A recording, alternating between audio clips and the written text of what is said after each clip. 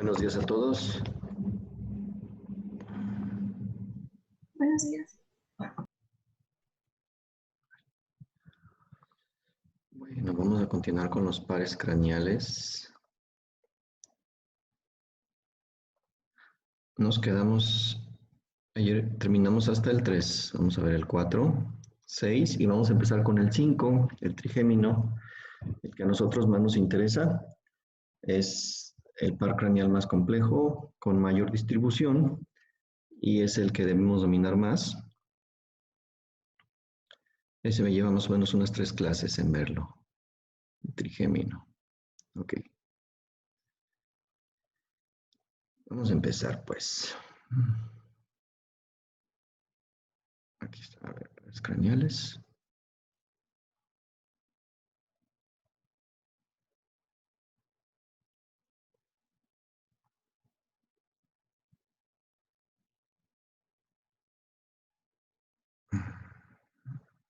Ahí está.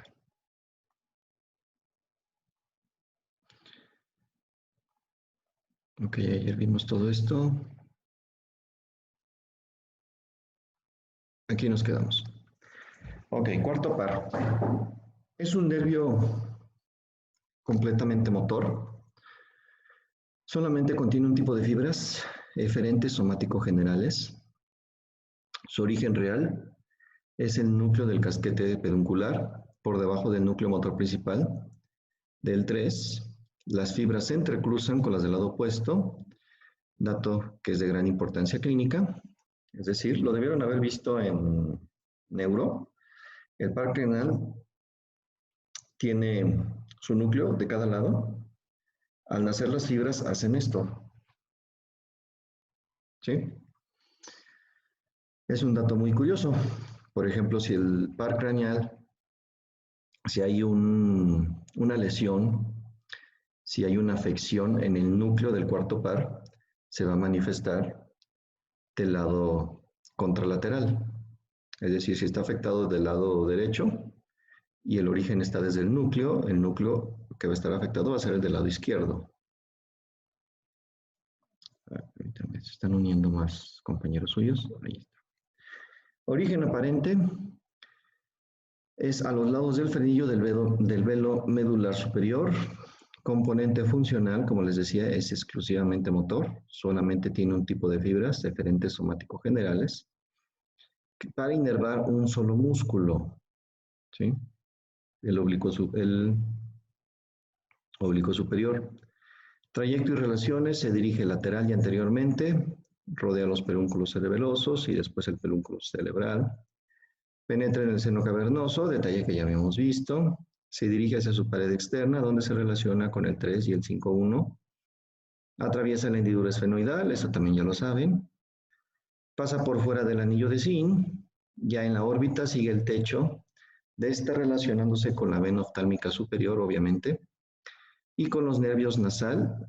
Este sería más bien nervio nasociliar de 5-1 y lagrimal también de 5-1. Pasa por encima del músculo elevador propio del párpado y llega al músculo oblicuo superior. ¿Ok? No tiene mayor detalle. Comunicaciones. Se comunica con el plexo simpático carotidio y con el nervio oftálmico de B1. Este tipo de comunicación entre un nervio motor y un nervio sensitivo va a ser muy constante. ¿Sí? Vamos a ver varios ejemplos. Aquí ya vimos el primero de ellos, también del par craneal 3.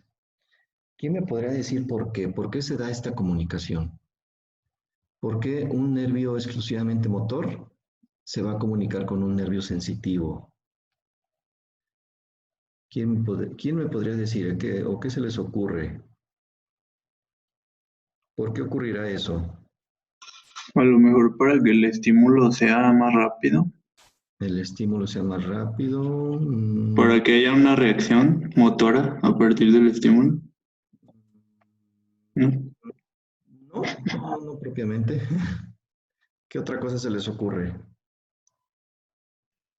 ¿Un tipo arco reflejo, profe? Va por ahí. Pues para saber a De dónde que, voltear, ¿no? Ujú. ¿De qué? ¿Qué me iban a decir?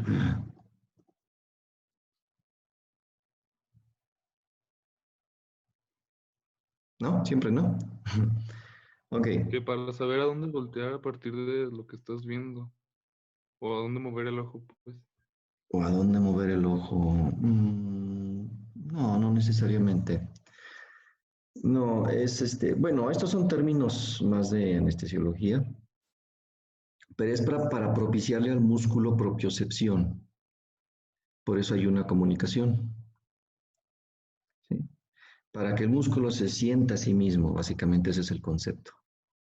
Lo mismo ocurre con el esternocleidomastoideo y el trapecio. Ambos son inervados por el nervio accesorio, pero se relacionan con el plexo cervical sensitivo, ¿sí? Para que estos dos músculos tengan propiocepción. Igual una comunicación también importante es el trigémino con el facial para propiciar a los músculos de la expresión facial propiocepción, ¿sí? Así hay varios ejemplos. Por eso el par craneal 3, el 4, el 6, todos los nervios motores para los músculos extrínsecos del ojo, todos se relacionan con el 5-1, para que el 5-1 les proporcione propiocepción. Esa es la razón. ¿Ok? Signos de lesión. Es poco llamativa la inspección. Es muy similar al par craneal 3, los signos de lesión. Obviamente se paralizan los músculos extraoculares del ojo. En este caso, pues nada más se paraliza uno. Pero es raro que el paracraneal 3, 4 y 6 estén afectados por separado. Por lo general están afectados los tres, ¿sí? Porque comparten muchas relaciones, comparten un recorrido, ¿sí? Y todos pasan por el seno cavernoso. Si hay un problema vascular en el seno cavernoso, pues va a afectar todos los nervios motores de los músculos extraoculares. Entonces, es raro que un solo par craneal esté afectado. Al explorar la motilidad ocular extrínseca, se detecta imposibilidad de descender el ojo abducido, por lo que se puede observar una leve tendencia a la abducción con el ojo mirando hacia adelante. Un detalle más fácil de identificar, el paciente va a manifestar dificultad para bajar las escaleras, ¿sí? Porque obviamente necesita descender los ojos y no va a poder, va a tener que bajar completamente la cabeza para poder bajar unas escaleras. Causas, se compromete por las mismas causas que el 3 y suele asociarse a parálisis del 3 y sexto par, ¿sí? Como les digo, casi siempre estos tres están afectados.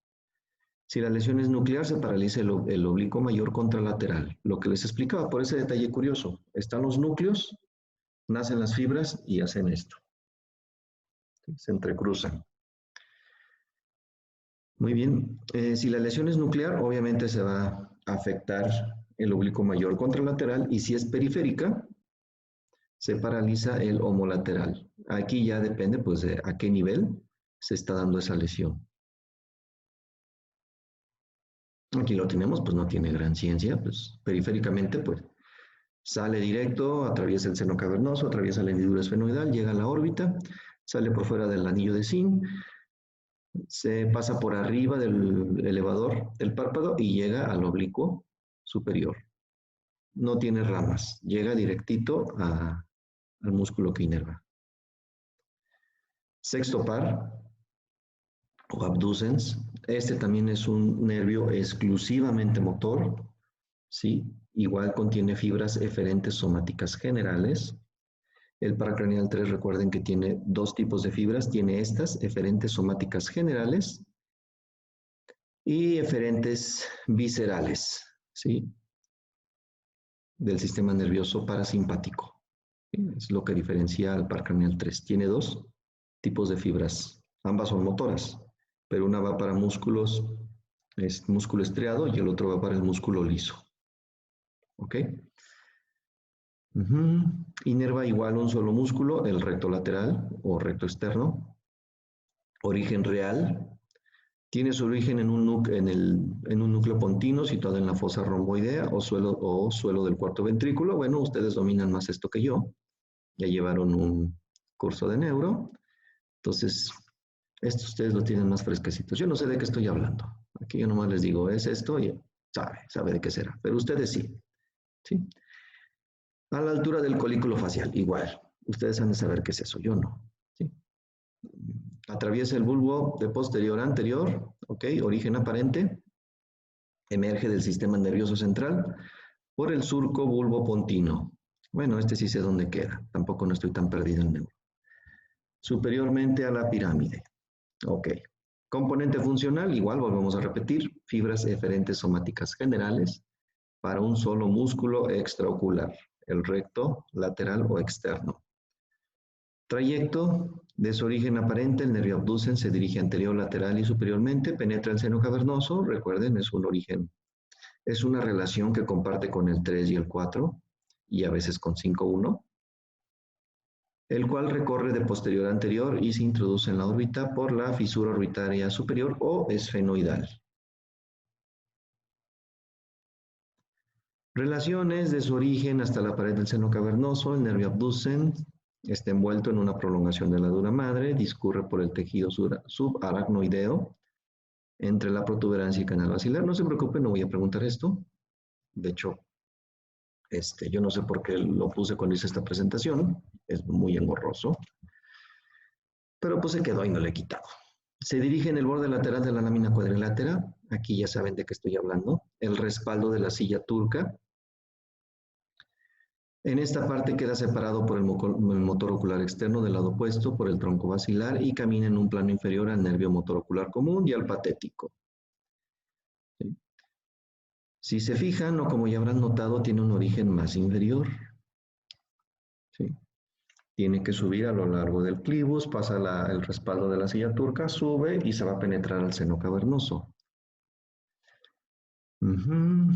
Ok, aquí un detalle importante. Obviamente para el oftalmólogo, para el neuro, para nosotros, pues solamente como detalle de brevario cultural. Se va a relacionar con el seno petroso superior y aquí nos dice, dicha relación es responsable de la parálisis de este nervio en fracturas o padecimientos inflamatorios del vértice del peñasco. Igual, se introduce en el seno cavernoso, corre entre la carótida interna y la pared externa del seno, envuelto en una membrana que lo aísla de la sangre venosa.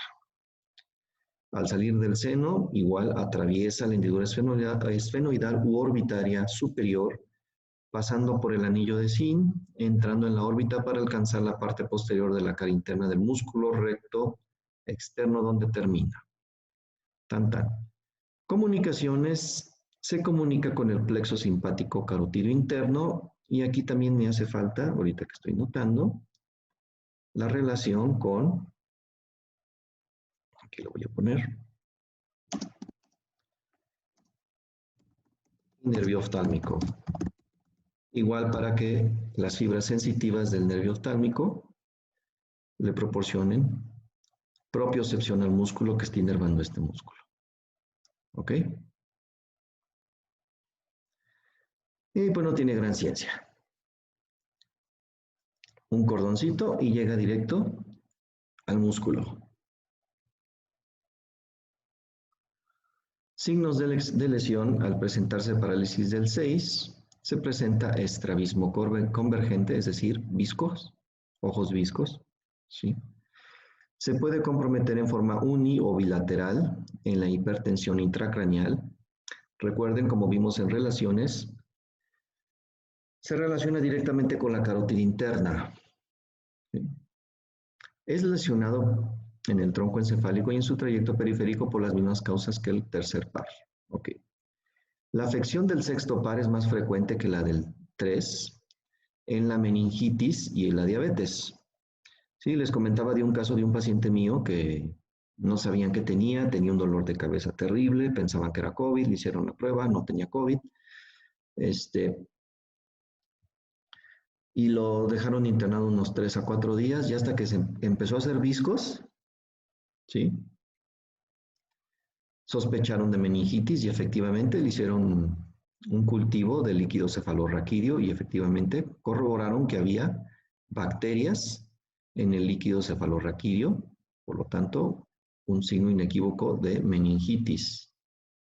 Fue de la única forma que se dieron cuenta que algo andaba mal. No sabían qué era lo que tenía hasta que presentó el estrabismo convergente.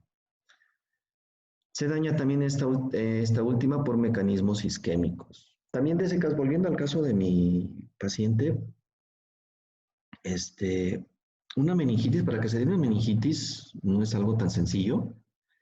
Por lo general hay una infección previa y en el caso de él, pues no lo había. ¿Sí? Entonces fue un caso muy raro porque no supieron determinar qué fue lo que provocó esa meningitis. ¿Sí? Hasta la fecha, pues sigue desconcertando tanto a mi paciente como a mí, como a sus médicos. Decir, ah, caray, pues, ¿cómo fue que presentó meningitis? Con ustedes pueden llegar casos, una infección maltratada puede llegar hasta meningitis. Obviamente es mucho descuido del paciente.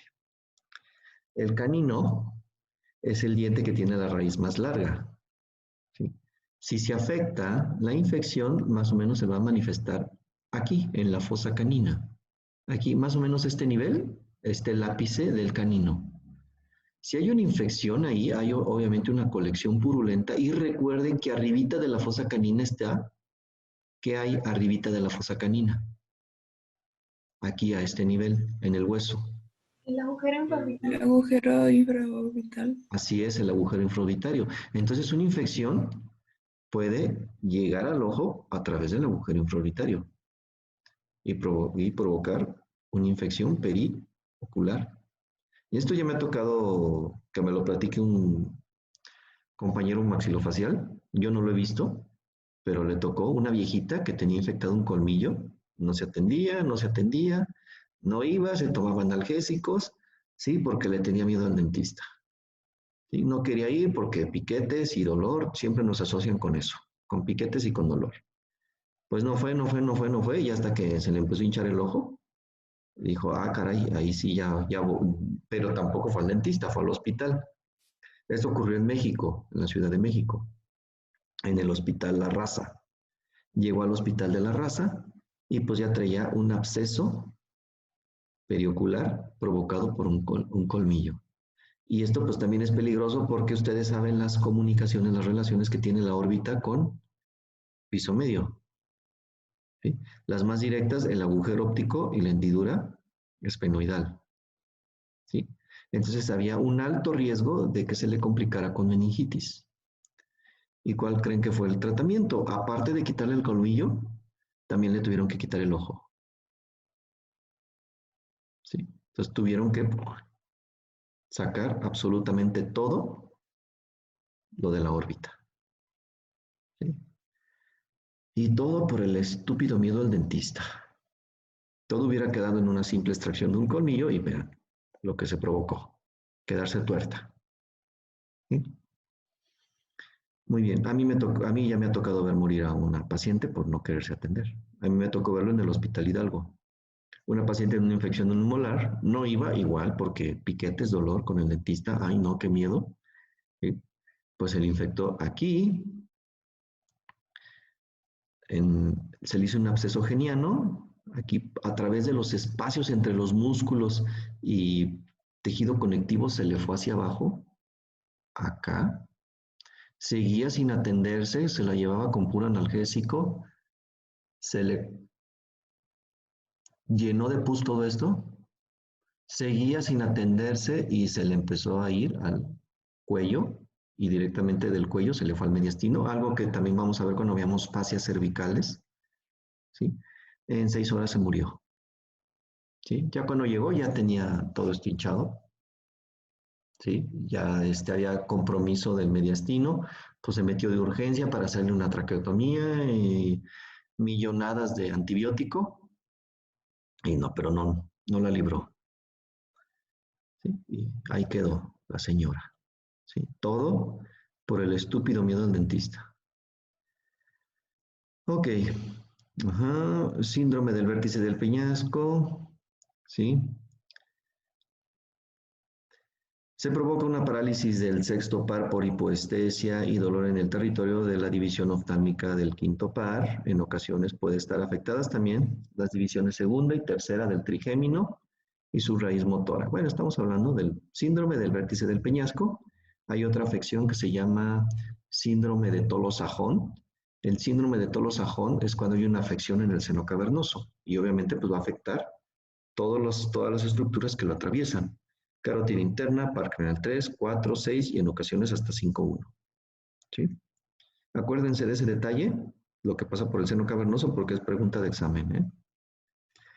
Causas: una otitis media supurado o mastoiditis con progresión hacia el peñasco, neoplasias, traumatismos, trombosis del seno petroso inferior, etc. Bueno, esto ya es competencia del neuro. ¿Ok? Y con eso terminamos estos pares craneales. ¿Alguna duda, pregunta, comentario, inquietud? Porque ahora sí se viene lo mero bueno. ¿No? Ok, entonces vamos con trigémino.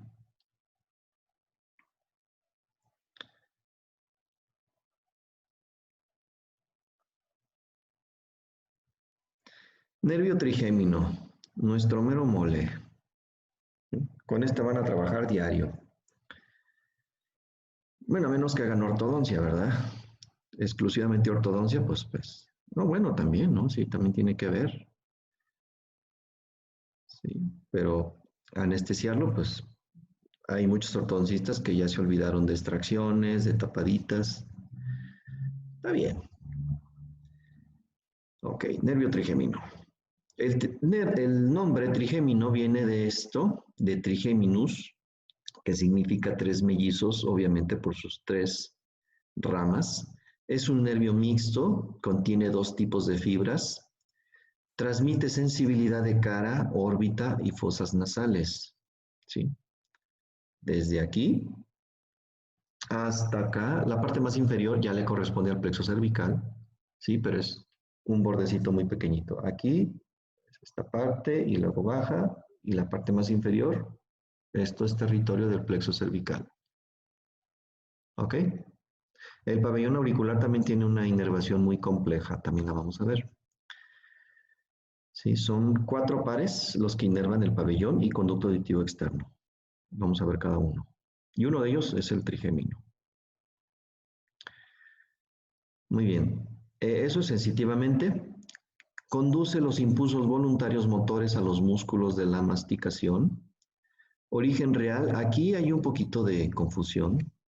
Bueno, no confusión, sino dos distintas formas de ver el origen real del trigémino. No sé cómo lo hayan visto con el doctor Franco.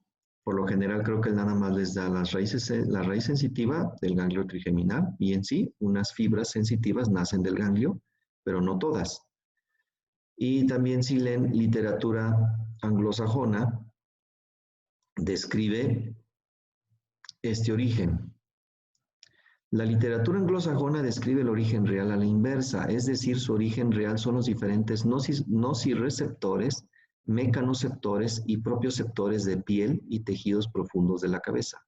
Así lo van a encontrar en Netter. ¿Sí? Vimos el primer par craneal, el segundo par craneal, que son sensitivos, y recuerden que su origen real del primero es la mucosa pituitaria, o sea, la mucosa más superior, donde se encuentran los receptores olfatorios. El segundo par, el origen real se encuentra en la retina. ¿Sí? Aquí la perspectiva pues no es errónea, ¿sí? Es otra forma de ver el origen real de este nervio. ¿Sí? Los diferentes receptores que se encuentran en piel y mucosa, ¿sí? De las cavidades faciales, ¿sí? De boca, de nariz, de órbita y obviamente de la piel de cara. ¿Sí? Así lo estudia la literatura anglosajona. Terminando estas fibras en los núcleos antes mencionados. Son 3 núcleos. Núcleo principal, pontino del puente del trigémino o ponto trigeminal tiene estos 3 nombres. Aprendes el que gusten. ¿Sí? Núcleo mesencefálico y el núcleo espinal del haz espinal gelatinoso o de la raíz descendente. También tiene todos este tipo, todos hablan de lo mismo. A mí se me hace más fácil el espinal. ¿Sí? En realidad es un solo núcleo. ¿Para qué se los dibujo si aquí tenemos una imagen? Aquí está. Si se fijan, es todo un núcleo largo. Una porción que está en el mesencéfalo, una porción que está en el puente y una porción que ya está en la espina. Por lo tanto, es un núcleo mesencefálico, un núcleo pontino y un núcleo espinal. Así de sencillo. A estos diferentes niveles van a nacer fibras sensitivas, ¿sí? Juntas van a formar un solo cordón grueso, van a llegar al ganglio de Gasser, semilunar o trigeminal, y aquí también va a haber relevo de información y se van a originar otras fibras sensitivas.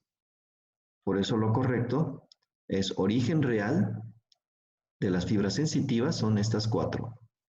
Unas nacen del ganglio trigeminal y otras nacen del núcleo pontino, del mesencefálico y del espinal. Ok. Muy bien. ¿Alguna duda hasta ahorita de esto? ¿No? Ok. Las fibras motoras nacen de 2 núcleos masticatorios, el núcleo principal y el accesorio. Esto es más sencillo. Origen de las fibras sensitivas y origen de las fibras motoras. Ahí lo tenemos. Núcleo motor del trigémino, principal y accesorio. Sí, igual, otra vez. Núcleo mesencefálico, núcleo pontotrigeminal o del puente y núcleo espinal.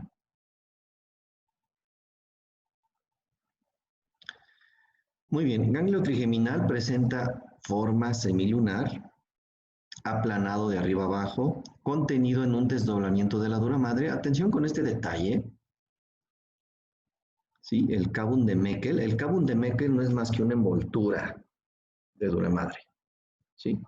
Atención con este detalle. Yo no lo pregunto, o sea, pues da igual si está envuelto o no. A mí lo que me interesa son las aplicaciones clínicas, ¿sí? Pero a los cirujanos les encanta joderlos con esto. No sé por qué. Les digo, es una mala costumbre que ellos tienen. Buscar detalles anatómicos muy rebuscados. ¿Sí? Bueno, hay que darles por su lado. ¿Sí? Es una mala costumbre que tienen. Entonces, esto segurito se los van a preguntar. El cabum de Meckel. No es lo mismo que la impresión trigeminal. Digo, porque luego a veces me llegan alumnos de semestres más arriba y me comentan esto. Digo, bueno, si les vas a preguntar mínimo, pregúntaselos bien, porque lo han visto que impresión trigeminal o fosita gasseriana es lo mismo que el cabum de Meckel, y no, no es lo mismo. La impresión trigeminal es la impresión en el hueso, en el vértice del peñasco. ¿Sí? El detalle que vimos en osteología, cuando vimos la cara anterosuperior del peñasco, a nivel del vértice, vimos este detalle, impresión trigeminal o fosita gasseriana. El cabum de Meckel es la envoltura de la dura madre, lo que va a envolver al ganglio. No es sinónimo de esto. ¿Sí? Muy bien. La cara inferior del ganglio se relaciona con los nervios petrosos superficiales y profundos. Estos nervios, ya los vamos a ver, son muy importantes para comprender la inervación funcional. Los superficiales vienen del facial, creo que ya se los había mencionado, ¿verdad? Y los profundos vienen del glosofaringio. ¿Sí? Creo que se los mencioné en alguna clase, pero les dije que le íbamos a ver a más detalle más adelante en el curso. Del borde anteroexterno nacen las ramas del trigémino, los cuales de dentro hacia afuera y de adelante hacia atrás son 5.1 nervio oftálmico, 5.2 nervio maxilar y 5.3 nervio mandibular. Ok. Origen aparente. Las 2 raíces emergen del puente en el límite entre su cara inferior y los pedúnculos cerebrosos medios. Raíces sensitiva y motora. Las 2. Algo curioso es de que las 2 salen separadas. ¿Sí? La raíz sensitiva es muy gruesa y la raíz motora es más delgadita. ¿sí? Más o menos de este grosor es la sensitiva y la motora pues es mucho más delgadita como el grosor de mi dedo. ¿Sí? Nacen por separados, ¿sí? La raíz sensitiva llega al ganglio trigeminal y la motora sigue derecho y se fusiona cuando ya se ha desprendido el nervio mandibular. Se fusiona con la raíz motora. Por lo tanto, el nervio oftálmico y maxilar son exclusivamente sensitivos. Solamente el nervio mandibular es el único que contiene fibras sensitivas y fibras motoras. ¿Ok? La raíz motora, mucho más pequeña que la raíz sensitiva, emerge del sistema nervioso central medialmente a la raíz sensitiva cerca del borde superior de esta. Ok. Componente funcional, como ya se mencionó anteriormente, es un nervio mixto presentando fibras ASG, es decir, aferentes somáticas generales para sensibilidad de cara, órbita, nariz y parte anterior de la lengua, y fibras EB, eferentes viscerales especiales, motoras voluntarias para los músculos derivados de los arcos branquiales, es decir, en este caso, los músculos de la masticación, temporal, macetero, pterígoide interno, pterígoide externo y también midoyoideo, vientre anterior del digástrico y el tensor del tímpano. Esos músculos son los que va a inervar este nervio, el trigémino. Aquí lo vemos su territorio, muy bien esquematizado, vean desde dónde, cuál es su territorio del 5.1, del 5.2 y del 5.3, aunque en esta zona no es completa, a profundidad es correcto, es decir, en la cavidad bucal está inervada por el trigémino, pero por fuera, como les mencionaba, esta partecita de aquí más o menos se baja, se reduce, y la parte más inferior de la cara, esto superficialmente es territorio del plexo cervical. Acuérdense, este es un detalle importante. A mí no me lo dijeron. Yo cuando tomé topográfica no me lo dijeron. Cursé toda la carrera, nadie me lo supo decir y yo nunca me lo cuestioné. Pero a ustedes, si les han anestesiado el dentario inferior, ¿quién me puede decir por qué nada más se duerme de aquí? Acá. Y el piquete lo sienten hasta acá adentro. Obviamente por dentro, aquí encía, mucosa y todo eso se les duerme, pero de la cara nada más se les duerme de aquí a acá. ¿Por qué? Porque esto no. Pues por eso que dijo, ¿no, profe? De que la zona mandibular no, bueno, el nervio mandibular, perdón, no inerva eso, sino el plexo cervical. Así es el plexo cervical. Les comento esto porque les va a pasar, a mí me sigue pasando seguido, de que llega el paciente, le pico, ¿sí? Para anestesiar el dentario, y como sienten el piquete hasta acá, ellos asumen que se tiene que dormir desde aquí hasta acá, o es más, que se les tiene que dormir aquí, ¿sí? Incluso hay pacientes que, como les digo, es una característica de los pacientes que, ay, cómo me exaspera, ¿sí? Que creen saber cuando no saben, ni madres, ¿sí? Sienten el piquete aquí, asumen que se debe dormir acá, y si ellos le dicen, es que a mí me duele doctor, ¿por qué me está picando hasta acá? ¿Sí? Les va a pasar, a mí todavía me pasa seguido. ¿Sí? Me llega un paciente con un colmillo, un premolar, no sé, un incisivo, tengo que tratarlo, tengo que taparlo, tengo que hacerle endodoncia o viceversa, y tengo que anestesiar el dentario. Incluso hasta los pacientes abren, les voy poniendo su torundita con benzocaína para que le duerma ahí, para que no sea tan molesto el piquete, ¿sí? Y luego te interrumpen, doctor, pero el que me duele es ¿por qué me va a picar hasta acá? ¿Sí? Es algo que les va a pasar. Pero le tienen que explicar, no, es que lo que pasa es de que el nervio que le da sensibilidad a este diente, lo tengo que agarrar antes de que se meta al hueso. Y antes de que se meta al hueso, pues es este nivel. Aquí voy a cerrar la llave de paso para que ya no salga agua, ya no siente el estímulo nervioso de aquí hasta acá. ¿Sí? Ok. Ponen el piquete y el anestésico tiene un efecto inmediato. ¿Sí? Entrando y va actuando. ¿sí? Pero por lo mismo que el paciente está un poquito nervioso, ya ven, les digo, siempre ir con nosotros implica un poco de temor, pues yo siempre me hago pendejo un rato, ¿sí? Así le pico y ya me voy a hacer, hago tiempo porque yo bien sé que el paciente pues se tiene que relajar, tiene que sentir que está dormido, pero yo bien sé que ya se le está durmiendo, ¿sí? Entonces ahí voy, hago una receta, no sé, doy indicaciones, le digo a mi asistente, tráeme tal y tal y tal para el procedimiento, hago tiempo, ¿sí? Y ya después de que dije, no, pues ya pasó 2, 3 minutos, ya debería tener bien establecida la anestesia, entonces ya le pregunto al paciente, ¿ya siente dormidito? Y algo, ay, híjoles, el 50% de las veces me dicen, poquito, poquito, ok. ¿Por qué poquito? ¿Qué es lo que siente, no? Porque el anestésico no hace poquito ni hace mucho. El anestésico hace o no hace. ¿Sí? Eso de que me hace poquito, me hace mucho, no. ¿Sí? ¿Hace o no hace? Sí, ya lo van a ver más adelante en la anestesiología. Ok, poquito, a ver. ¿Por qué poquito? ¿Qué es lo que siente?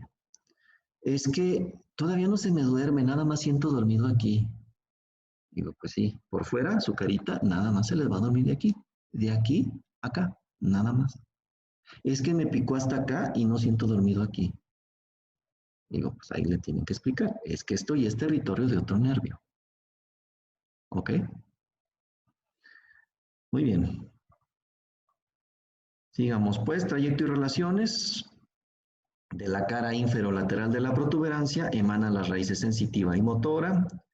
La raíz motora menos voluminosa, vaya la redundancia, pero para que les quede bien claro.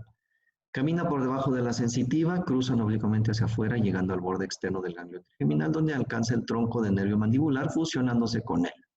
Sí, acuérdense. La raíz motora no se fusiona con el trigémino, no se fusiona en el ganglio, se fusiona y hasta que se desprende el nervio mandibular. Y una vez desprendido, ahí llega la raíz motora y se fusiona con él. ¿Sí? La raíz sensitiva más gruesa y cilíndrica en su origen se aplana de afuera hacia adentro al abordar al ganglio trigeminal, donde se abren sus fibras en forma de abanico y constituye el plexo triangular, parte interna del ganglio. El plexo triangular, si agarramos el ganglio y lo partimos, lo abrimos como si fuera una fruta, dentro vamos a ver este plexo, el plexo triangular. ¿Ok? Eso ya es dentro del ganglio. El ganglio lo partimos y dentro vamos a ver esto, el plexo triangular. ¿Ok? Igual ramos, 5, 1, 2 y 3. Aquí otra imagen. Esta es imagen de Moore, ¿sí? Muy esquematizado, el nervio oftálmico con sus 3 ramas terminales, el nervio maxilar con sus 12 ramas colaterales y sus 3 terminales. Obviamente se tienen que aprender todas toditas. Ay, Jocelyn, qué ojos tan grandes. Se los va a aprender, yo me voy a encargar de que se los aprendan, no se preocupe. Todos se los han aprendido y ustedes no van a ser la excepción. Y del nervio mandibular, otros tantos ramos que también se tienen que aprender todos toditos. ¿Sí? Vamos a ver el primero, nervio oftálmico. Vamos a empezar con lo mero bueno. Distribución. Es bonito ver estos ramos. Ramo exclusivamente sensitivo se dirige anterior y un poco superiormente en el espesor de la pared lateral del seno cavernoso hasta el extremo anterior del seno, donde se dividen ramos terminales. El nervio oftálmico en principio se sitúa inferiormente al nervio troclear y al nervio oculomotor. A causa de su dirección oblicua ascendente, alcanza pronto al nervio troclear y se coloca lateral a este. Después los dos cruzan la cara lateral del nervio oculomotor y pasan superiormente a dicho nervio. Ok, esto ya lo pueden olvidar, no me interesa que se lo aprendan. Esto sí, ramas colaterales. Como les mencionaba, el 5-1 va a tener una íntima relación con los nervios motores que inervan a los músculos extrínsecos del ojo. ¿Sí? Por lo tanto, va a haber un ramo anastomótico o ramo comunicante, es más correcto. Perdón, aquí es que el ramo anastomótico ya no es aceptado en neurología.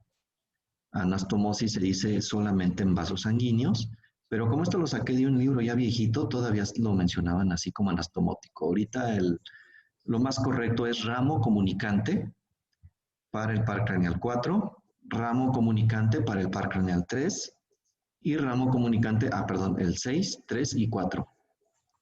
Un ramo anastomótico o comunicante del plexo carotidio interno, esto es parte del sistema nervioso simpático. Vamos a ver más adelante por qué es importante esta comunicación.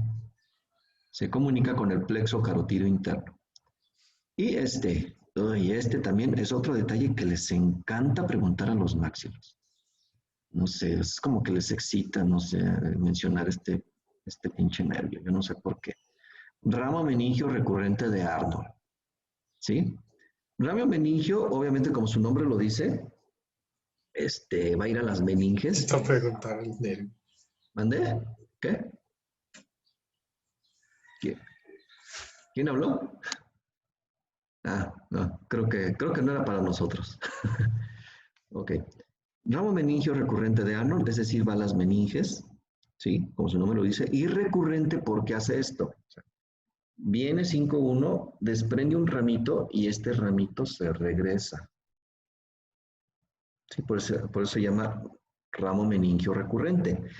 Ya les había mencionado otro ramo meningio, el ramo meningio del nervio mandibular.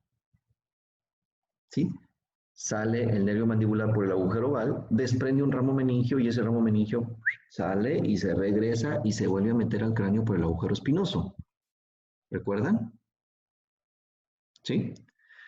Cada una de las ramas, del nervio trigémino tiene un ramo meningio. Este es el ramo meningio del oftálmico. Ramas terminales son 3. Se dividen en el extremo anterior del seno cavernoso, o sea, ya inmediatamente de que salen del seno cavernoso, se divide sus 3 ramas. De hecho, atraviesa la hendidura esfenoidal u orbitaria superior, ya estando separado en sus 3 ramos. ¿Sí?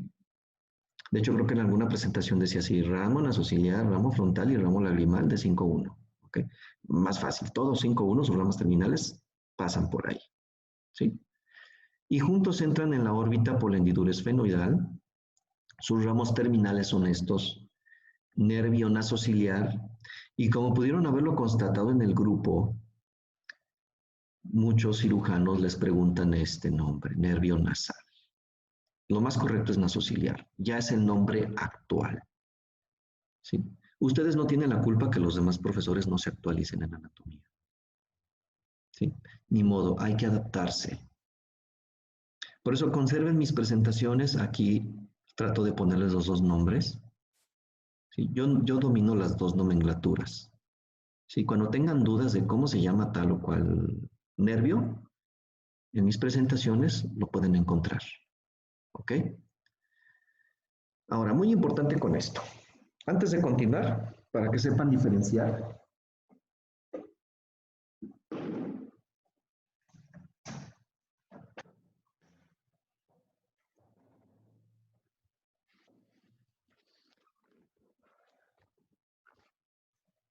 en cualquier modelo anatómico, en cualquier imagen y en cualquier cadáver, sepan distinguir estas 3 ramas.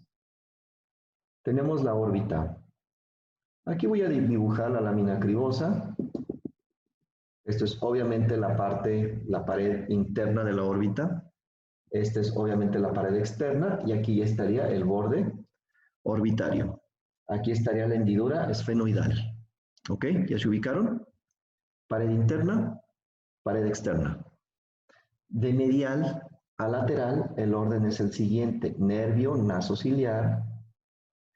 En medio está el nervio frontal y el más lateral es el nervio lagrimal. ¿Ok?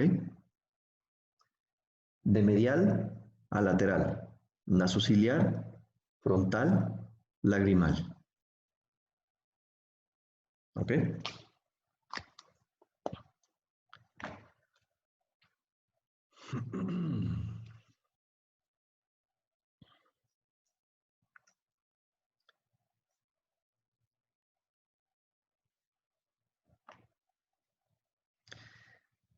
Primero, el nervio nasociliar.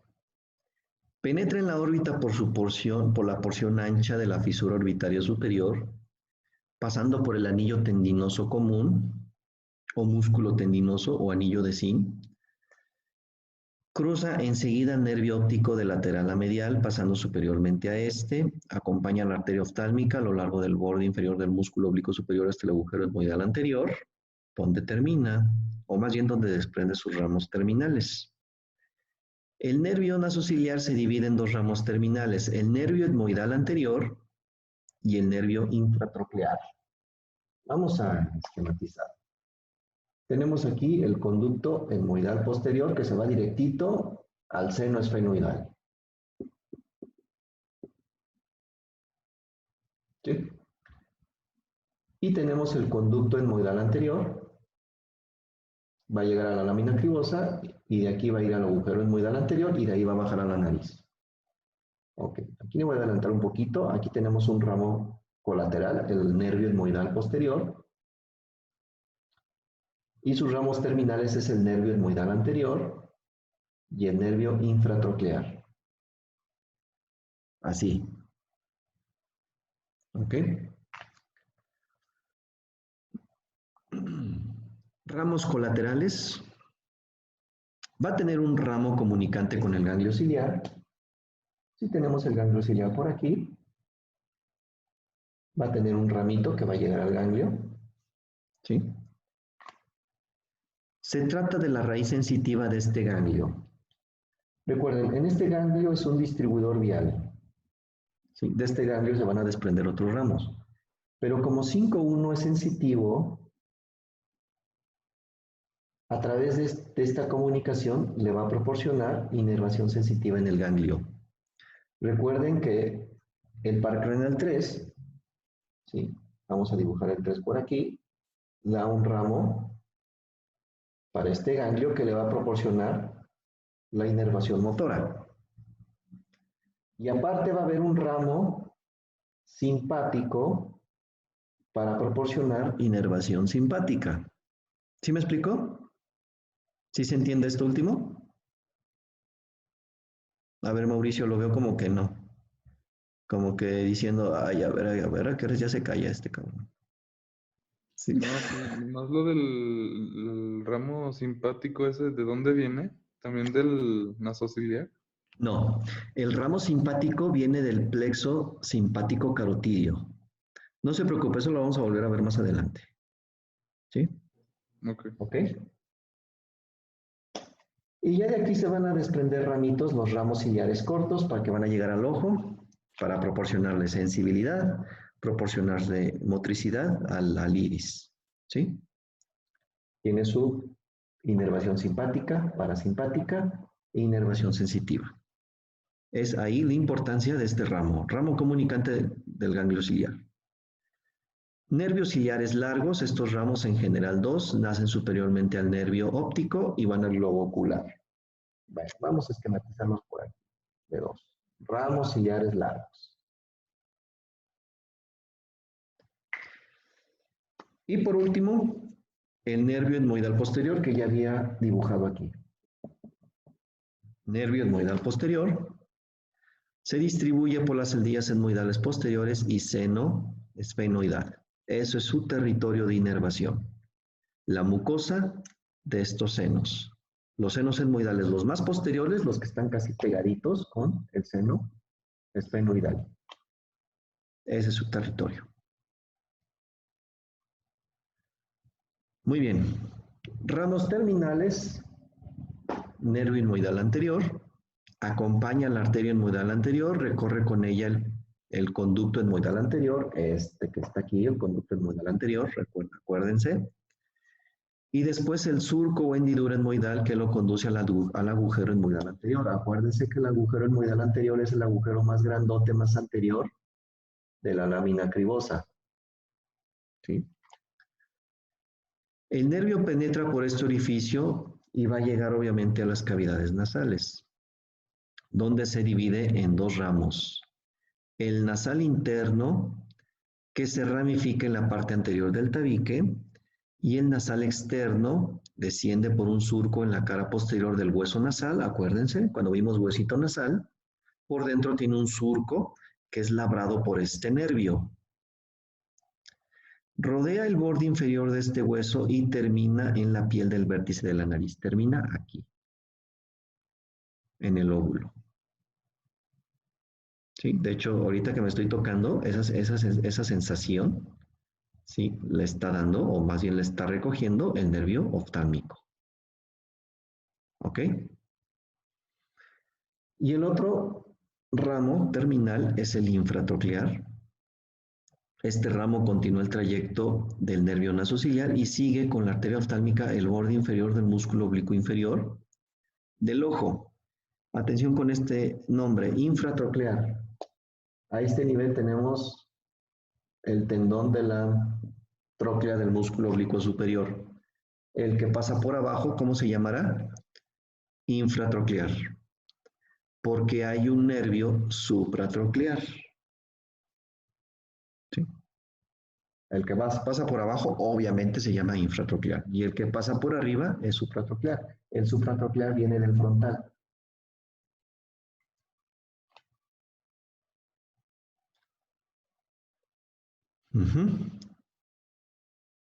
Una vez llega a la parte inferior de la tróclea del músculo oblicuo superior, el nervio infratroclear se divide en pequeños ramos ascendentes para la piel del entrecejo, para aquí, y en pequeños ramos descendentes destinados a las vías lagrimales y a los tegumentos de la raíz de la nariz. Ok, aquí, esto es el territorio del nervio infratroclear. ¿Ok? Muy bien. ¿Dudas hasta aquí? ¿Me puede explicar el etmoidal, el primero? El etmoidal, el etmoidal anterior. Ok. Sí. El etmoidal anterior es un ramo terminal del nervio nasociliar. ¿Sí? Se desprende y se va a meter al conducto etmoidal anterior, el que se encuentra en la pared interna de la órbita. ¿Sí? ¿Hasta ahí todo bien? Ok. Cruza el conducto y va a llegar a la lámina cribosa. De la lámina cribosa, bueno, aquí la disposición no es muy exacta. La disposición sería más bien así. Se pega aquí, así. Recorre esta parte anterolateral de la lámina cribosa y llega al agujero etmoidal anterior. Cruza el agujero etmoidal anterior y va a llegar a las fosas nasales. Llegando a las fosas nasales, este se va a dividir en dos, un ramo nasal interno y un ramo nasal externo. El ramo nasal interno se va a distribuir pues en la pared interna de las fosas nasales, en el tabique. Y el ramo nasal externo va a seguir por aquí, va a pasar por detrás de los huesos propios de la nariz, les va a labrar el surco característico que tienen estos huesos, se va a continuar y va a llegar hasta acá, hasta el óvulo. ¿Sí? Autores como Testi y a esta porción le llaman nervio nasolobular. ¿Sí? Muy bien. ¿Alguna otra duda?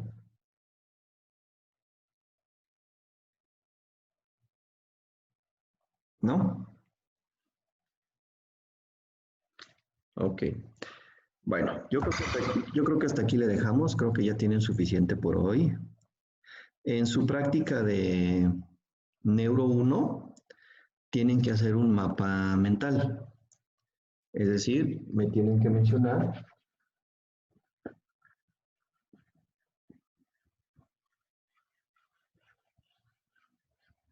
ay, creo que ya necesito limpiar este piso.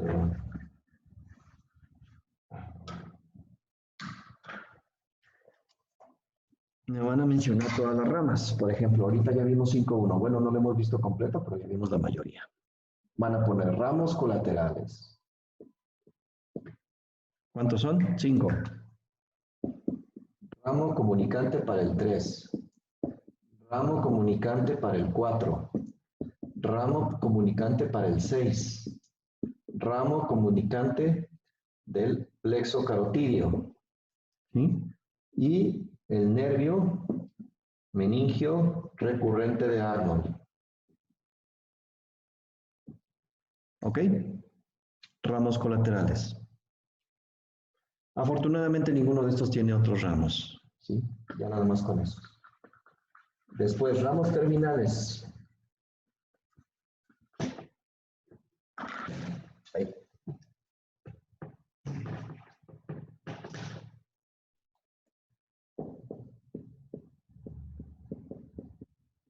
Ramos terminales, son 3. Nervio nasociliar. Nervio frontal. Y nervio lagrimal. Este no tiene ramas. Este ahí se queda, tan tan. Este sí. De este a su vez tiene ramos colaterales, que viene siendo el nervio etmoidal posterior, el ramo comunicante para el ganglio ciliar y los nervios ciliares largos. ¿Sí? Y este a su vez también tiene ramos terminales. Nervio etmoidal anterior y este a su vez tiene 2 ramos. Ramo nasal interno, ramo nasal externo. Y el nervio infratroclear. ¿Ok? Así tienen que hacer. Háganlo como a ustedes se les haga más fácil. Si quieren dibujar el nervio, me da igual. Si lo quieren poner nada más así, quieren hacer llaves, quieren hacer como ustedes quieran, como a ustedes se les haga más fácil para aprendérselo, pero me tienen que poner cada una de las ramitas. ¿Sí? Y recuerden que sí reviso, que pongan cada una de las ramitas. ¿Sale? Esto para que repasen la presentación y la razonen, la trabajen. ¿Sí? Del nervio frontal, pues son un ramo supratroclear y el ramo supraorbitario. Y este a su vez, el ramo supraorbitario tiene ramo frontal interno, ramo frontal externo. Sí, que estos ya lo vamos a ver el día de mañana. ¿Sí? Ok. Entonces, para que vayan haciendo su mapita, ¿sí? Y se vayan aprendiendo estas ramitas, ¿sí? Cuando quieran presumir con un cirujano, háblenles de 5-1. Ellos dominan muy bien 5-2, 5-3, pero 5-1 no. ¿Sí? Ahí se los pueden agarrar en curva. ¿Sí? Y hacerles ver que ellos también son simples mortales.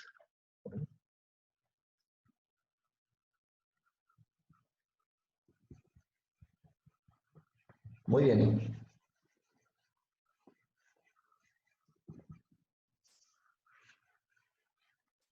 Entonces terminamos por el día de hoy. Mañana vemos, terminamos de ver 5-1 y vamos a empezar a ver 5-2. ¿Sale? Hasta mañana. Adiós. Gracias. Adiós, profe.